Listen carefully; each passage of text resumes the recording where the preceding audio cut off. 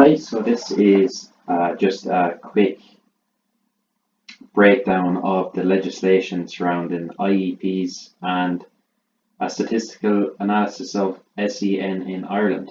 So this is just a kind of supplementary and auditory visual aid for my poster, just breaking down kind of some of the key aspects of surrounding legislation of I.E.Ps in Ireland and also some statistics of relating to SEN in Ireland. So the NCSE implementation report in 2006 suggests that 17.7% of the population is SEN, whereas the Growing Up in Ireland study in 2010 suggests that a quarter of the population has SEN, and that students from lower socio-economic groups are more likely to have SEN, and especially boys from lower socio-economic groups are more likely to have SEN, which has huge implications for DESH schools. So you can see here that like 25%, that's a quarter of your class, have special educational needs. So this is quite a fundamental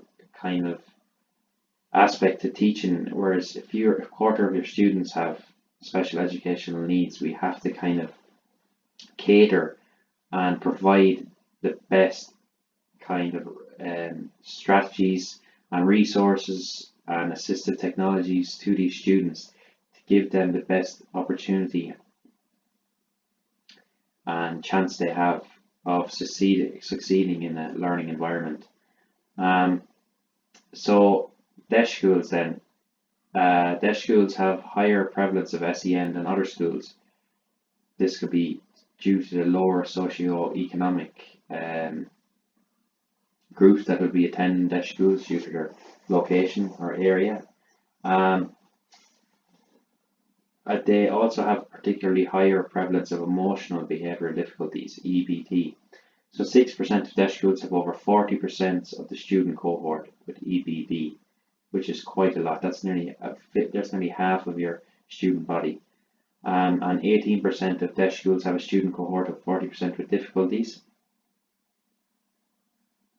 overall. 30% of non-DESH schools have a student cohort of 5% with maths difficulties. There are some quite staggering statistics. So then we have the I.E.Ps Act 2004, which is the Education of People with Special Educational Needs Act, where wherever possible, the education of those people with special educational needs should take place in an inclusive environment with those who do not have such needs.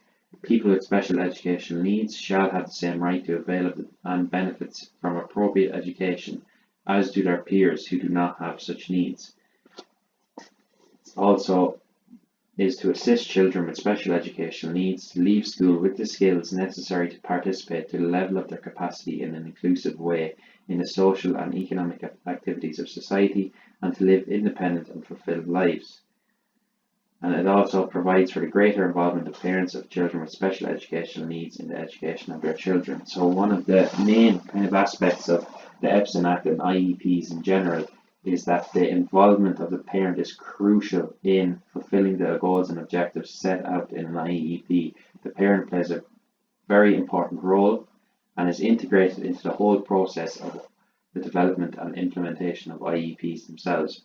As studies in the US and the UK show, as I've indicated in my poster, that parents who are involved in their students' education and are involved in the whole process of I.E.Ps results in much better performance of their students and kind of a happier and more involved and positive student, as the integration of the parent into the process of the I.E.P is crucial in fulfilling them goals and objectives set out initially. So that is the I.E.Ps Act of 2004 and the main aims. So now we have some of the issues related to I.E.Ps.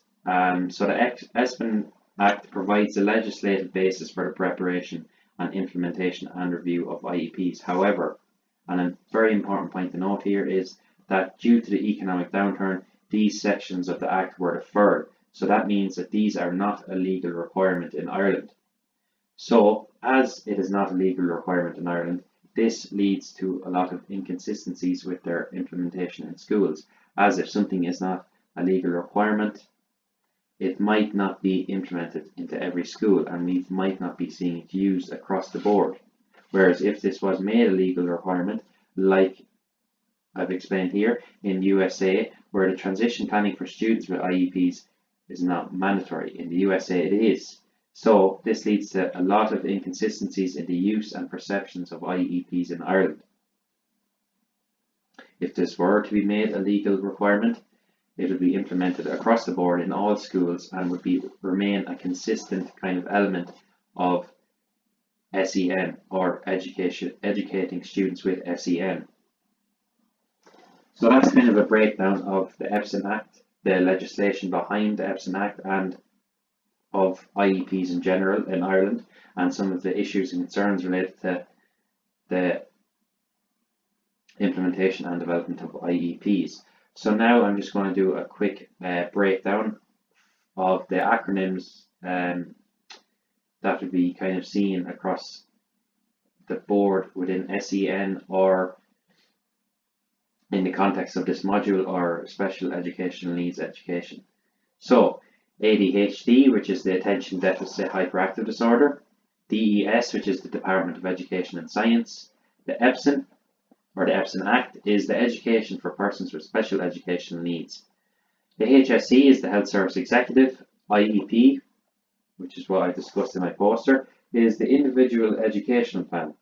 The LSRT then is the Learning Support, or the Resource Teacher.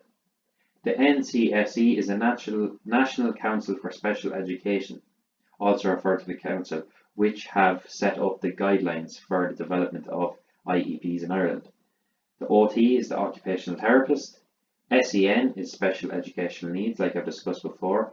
The SENO is the Special Educational Needs Organiser, who plays a significant role in the development of IEPs, which I've discussed in my other video, breaking down an example IEP. The SES is the Special Educational Setting, and then SNA is a Special Needs Assistant. So that's just a breakdown of the acronyms we use in the context of SEN and IEPs, and an overall kind of look at IEPs in Ireland and the legislation and laws surrounding them and their kind of implementation in an Irish context. So thanks very much.